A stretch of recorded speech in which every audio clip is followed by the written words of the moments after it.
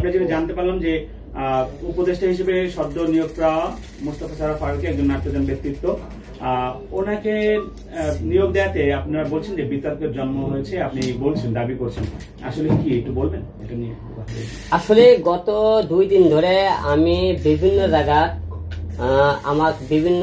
জায়গাতে ফোন করা হইতেছে এবং বিভিন্ন জায়গাতে আমাকে নিয়ে পোস্ট করতেছে ফেসবুকে এবং অনেকে ব্লগ ভিডিও বানাইতেছে যে আপনারা যারা মোস্তফা ফারুকী ভাইকে যারা দিয়েছেন আর কি উপদেষ্টা হিসেবে দায়িত্ব, এর থেকে হিরো আলম অনেক ভালো আছে, হিরো আলম দিলে ভালো হতো, অনেকে এরকম অনেক কথা বলতেছে। আমি তাদেরকে একটা কথা বলতে চাই, আমি কিন্তু রাজনীতি থেকে ইস্তফা দিয়েছি, আমি রাজনীতিতে কাম ব্যাক করবো না। কারণ আমাকে নিয়ে এই সমস্ত আপনারা আজে বাজে কেউ মন্তব্য করেন না, আজে বাজে কেউ লেখার কোনো কারণ নেই। কারণ আমি তো প্রধানমন্ত্রী উপদেষ্টা হতে চাই, আপনারা সবাই বলবেন হিরো আলম দেশের একটা অযোগ্য লোককে থান দিল সবাই আবার। কারণ হিরো আলম যোগ্যতা নেই সবাই আপনারা বলেন, যেমন হিরো আলম আমি উপদেষ্টা হওয়ার মধ্যে যোগ্যতা আমার নাই, আমার লেখাপড়া নাই, আমি দেখতে সুন্দর না, এই দুইটা সাইড ছাড়া হিরো আলমের অমন কোনো দায়িত্ব নেই, অযোগ্যতা নেই। কারণ হিরো আলম রাজনীতির মধ্যে কথা বলতে পারে, হিরো আলম যে কোনো বিপদে মানুষের পাশে দাঁড়াতে পারে, হিরো আলম চারবার জাতীয় সংসদ নির্বাচন করছে, মানুষের পাশে দাঁড়ায়, যে কোনো অন্যায় অত্যাচার প্রতিবাদ করে, সেই দিকে সব কিছু যোগ্যতা আছে। হিরো আলম দুইটা যোগ্যতা নাই, হিরো আলমের লেখাপড়া নেই, হিরো আলম দেখতে সুন্দর না, এটা অযোগ্যতা হিরো আলমের। অনেকে বলে যে অযোগ্য লোককে স্থান দিয়েছে, এই জন্য আমি প্রধান উপদেষ্টা হতে চাই না। এই নিয়ে আপনারা অনেকে আমাকে প্রশ্ন করছেন, অনেকে অনেক মন্তব্য করতেছেন। আর ফারুকের ভাইয়ের বিষয়ে অনেকে বলছে যে আপনারা হলে তাকে দিয়ে অনেকে বাজে মন্তব্য করতেছেন। এক হিসেবে মন্তব্য মনে করেন করতেছে কি কারণে, আমরা অনেকে দেখেছি ফারুকী ভাই এই যে ছাত্র আন্দোলনের মধ্যে তাকে কিন্তু আমরা মাঠে দেখিনি, আমরা 2-1টা স্ট্যাটাস দেখেছি, তা নিয়ে সে ছাত্র স্ট্যাটাস দিয়েছে, কিন্তু কোন স্ট্যাটাস দিয়ে কোনো মায়ের সন্তানের বুক মনে করেন মৃত্যু কেউ আটকাতে পারেনি। কারণ মানুষের জন্য কল্যাণে কাজ করতে আপনি বুক পাঠাতে বলেন না কেন, কোন মায়ের বুকে গুলি চালানোর আগে আমার বুকে গুলি চালান, তারপরে বুঝলাম যে ছেলে রাজনীতির প্রধান উপদেষ্টা হতে পারত। তারপরে যেখানে আন্দোলন আছে সেখানে আমরা ভাইকে দেখিনি। 2টা দল ছিল, 2টা দলের একটা দলকে কিন্তু তারা কোনো পাশে দাঁড়ান দেখিনি। আপনারা দেখেছেন বাংলাদেশে যে কোনো অন্যায় হতেছে ফারুকী ভাই কয়দিন কথাবার্তা বলতেছে। আমার কথা এখানে প্রধান উপদেষ্টা হতে পারে, আপনি দেন, আপনি বিভিন্ন লোক দেন, আমার পার্থ ভাইকে দেন, মির্জা ফখরুল স্যারকে দেন, তারপরে রুহুল কবির রিজভী স্যারকে দেন, এবং যে সমস্ত ছাত্র আন্দোলন করে যারা শহীদ হয়েছে তাদের পরিবারকে কাউকে দেন, যাদেরকে দেন জনগণ কথাবার্তা বলবেন। আপনারা এমন একটা লোক দেখছেন জনগণ তাকে মেনে নিতেছে না। আবার দেখেন আপনার কয়েকদিন আগে দেখেন আমাদের ভুলে গেলাম আর কি হিরো আপনার আরবিন শুভ ভাই এবং এরকম যারা আওয়ামী লীগ করছে তাদেরকে তাদের বাড়ি টাড়ি অনেকে প্রতিবাদ করছেন, তাদের নিঃস্ব করে দিয়েছেন। এরকম তাহলে তো তৃষা আপাও তো তাহলে আপনি বঙ্গবন্ধু সিনেমাতে কাজ করেছে আপনি সবাই জানেন। সে যদি কোনো অপরাধ না করে থাকে আপনি তাদেরকে কেন অপরাধী করলেন আপনারা? এবার তার পরিবারের মনে থাকে দিলে উপদেষ্টা হতে পারে, আর তাহলে আর মানুষ তাহলে কি করলো? মানুষ তো প্রতিবাদ তো করবে, মানুষ তো উপদেষ্টা কেন মেনে নেবে? এবং যারা এখন বর্তমান ছাত্ররা আছেন এবং যারা বর্তমান ডক্টর ইউনূস স্যার আছেন, আপনাদের 2 দিন পর পর কিন্তু জনগণ উপদেষ্টা বানানোর জন্য আপনাকে ওখানে বসায়নি।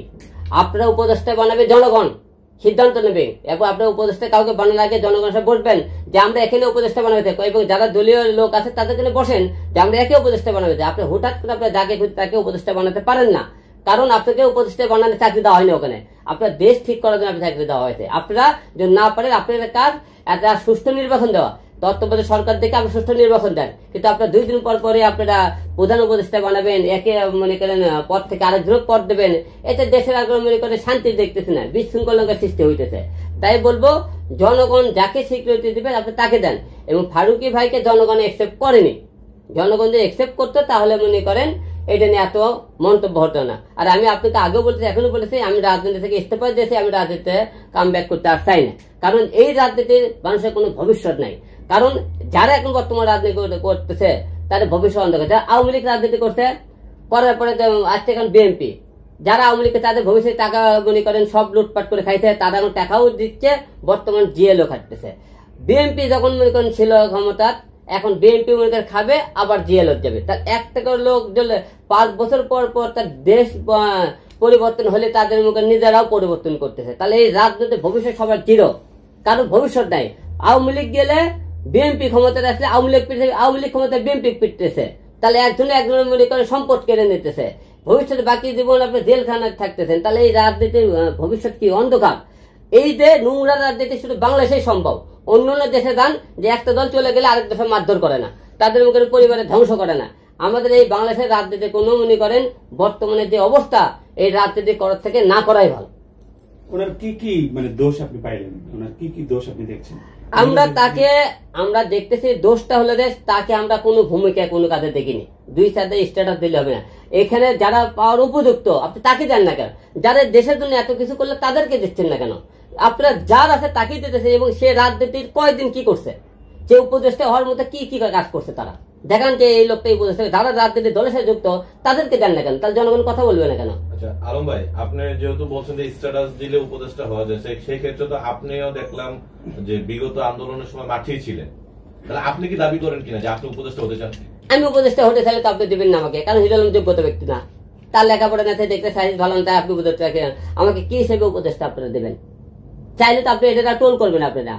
কিন্তু জনগণ লিখতেছে যে ফারুকী ভাই থেকে হিরো আলম অনেক ভালো আছে, সে পাওয়ার যোগ্য, কারণ সে মাঠে ছিল, রাজনীতিতে কথাবার্তা বলে। কিন্তু আমি চাই না। জনগণের প্রশ্ন কথা বললাম আমি, আমার প্রশ্ন না এটা। জনগণ চাইলে আপনি যাবেন কিনা? না, জনগণ চাইলে দাম না, কারণ এই রাজনীতির কোনো ভবিষ্যৎ নাই।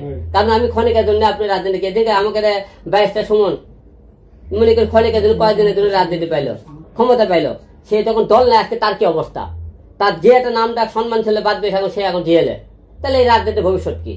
কারণ বাংলাদেশের রাজনীতির ভবিষ্যৎ প্রতিহিংসা রাজনীতি হয়ে গেছে। একজন দল ক্ষমতা থাকলে পরে সে দল থেকে চলে গেলে তার অবস্থা জেলখানা, না হলে মৃত্যু। এই রাজনীতি না করাই ভালো। অন্তর্বর্তী সরকার যেটা, এটা তো রাজনৈতিক সরকার না, তাহলে সেই ক্ষেত্রে আপনি কেন মনে করছেন যে এটা রাজনৈতিক একটা প্রতিদ্বন্দ্বিতা?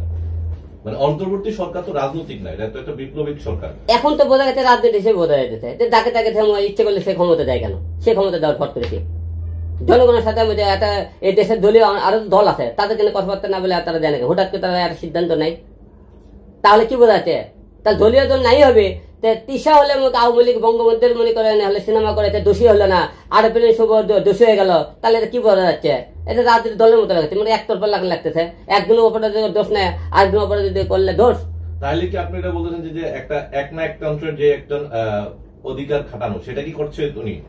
আস্তে আস্তে তাই বোঝা গেছে। দেশের তারা কি করছে? এই সরকার দেশে বর্তমানে আমাদের জিনিসপত্রের যে দাম, তারই তো এক মনে করেন মূল্য এখন স্থির করতে পারেনি। জনগণ তো খাবার পাচ্ছে না, যে প্রতিটা জিনিসের দাম বেশি। তাহলে আমরা আজকে জনগণের কর্ম নাই, আজকের লোকের ব্যবসায় মনে করেন কোনো উন্নত নাই। তাহলে এই দেশের সরকার আমাদের কি উন্নয়ন করতেছে? তারা দেশের 2 দিন পর পরে দেশের মনে করেন হলে লোক চেঞ্জ করার লেগে। এবং ছাত্ররা যারা আছে তারা কি করতে, কিছু হলে রাজপথে মনে করেন সমাবেশ করতেছে, কিছু হলে সমাবেশ। আরে ভাই, সমাবেশ করলে দেশ ঠিক হবে? দেশ ঠিক করতে হলে আপনি হলে নির্বাচন দেন। আপনারা নির্বাচন দিয়ে এবং দেশে আমরা পুলিশের কাছে কোনো সেবা লেগে গেলে পুলিশ করতে পারে আমাকে হাত পা বান্ধা, আমাদের শক্তি দরবরা। আপনি তাদেরকে শক্তি পাইছে না। একটা আসামি ধরবে গেলে পুলিশ দরবার কয় কি ভাই আমরা আসামি ধরতে গেলে ভয় করি, কারণ আমাকে কি হবে না হবে আমরা ভয় পাই না। তাদেরকে এখন পর্যন্ত শক্তি দেওয়া হয়নি। তাহলে এই দেশটা কোন দিকে আছে সেই কথা ভাবুন আপনি। আপনার নিজস্ব পরিকল্পনা থেকে আপনি কি বলতে চাচ্ছেন যে আসলে প্রধান উপদেষ্টা বা বর্তমান সরকারের প্রতি আপনার আহ্বান কি? বর্তমান সরকার আমরা যতটা মনে করছি না অতটা আমি দেখতেছি না ভালো। কারণ তারা দেশের চিন্তা ভাবনা করে, এটা বেশিরভাগই তাদের মনে করেন কে দলে মনে করেন উপদেষ্টা হবে, কে কিভাবে দল মনে নির্বাচন হবে। তাদের কাজ হলে দেশ ঠিক করা। দেশ ঠিক না করে তারা নিজস্ব একজনের গতি ঠিক করালে ব্যস্ত হয়ে পড়ছে একজন। আচ্ছা, আপনাকে যদি উপদেষ্টা হিসাবে কল করা হয়, আপনি কি উপদেষ্টা হতে রাজি হবেন কিনা? না, আমি উপদেষ্টা হতে চাই না। আমি রাজনীতিতে কামব্যাক করতে চাই না। রাজনীতি থেকে মাত্রায় দোয়া চাই। রাজনৈতিক বাহিরে কোনো রাজনৈতিক দল না, রাজনৈতিক দল না। সেক্ষেত্রে আসলে যদি আপনাকে কল করা হয়, আপনি কি উপদেষ্টা হবেন কিনা? না, হবো না, কারণ আমার উপদেষ্টা হওয়ার মতো যোগ্যতা নাই। এই জন্য আমি হবো না। মানে এটা কেন মনে হয় আপনার যোগ্যতা নেই? কারণ আপনি কথা বলবেন যে হিরোর মতো লোক উপদেষ্টা হতে পেলে তাহলে আর এর থেকে মনে করে ছিটে তোর সিদ্দিকে অগ্রাহ এরকম নাম বলবেন আপনারা। এর থেকে মনে করে অগ্রাহ, কারণ আপনি হিরোর মধ্যে লেখাপড়া নাই, হিরো দেখতে ভালো না। তা আপনি আমাকে উপদেষ্টা কি হিসেবে দিতে চান? আমি রাজনীতি থেকে কেন ইস্তফা দিলাম? যে আমি রাজনীতি করলে অনেক দল আমাকে মেনে নেয় না। কি কারণে মেনে নেয় না? আওয়ামী লীগ সরকার রানিং সভায় 4 বার নির্বাচন করে 2 বার পাশ করলাম, আমাকে দিল না। বিএনপি সরকার মনে করেন ক্ষমতা না আসতে তার উপর আমার উপর হামলা হলো এবং তারাও আমাকে জীবনে কিছু দিবে না। তাহলে আমি এই রাজনীতি জন্য কি করবো? দেশের জনগণে কি যে দেশের জনগণের জন্য আমি নিজের জীবনে উৎসর্গ করলাম। জনগণ মনে করেন 8-10 জন ছেলে পেলে আস্ত্রের মধ্যে ফেলে আমাকে রাস্তায় মারধর করে, সেই দেশের জনগণ চুপ করে থাকে। সেই দেশের জনগণের জন্য কি করবো? আমি মারা গেলে আমার মাকে দেখার মতো কেউ নাই যে আমি সেই রাজনীতি করবো, যে আমার পরিবারকে দেখার মতো কেউ নাই। কারণ এই দেশের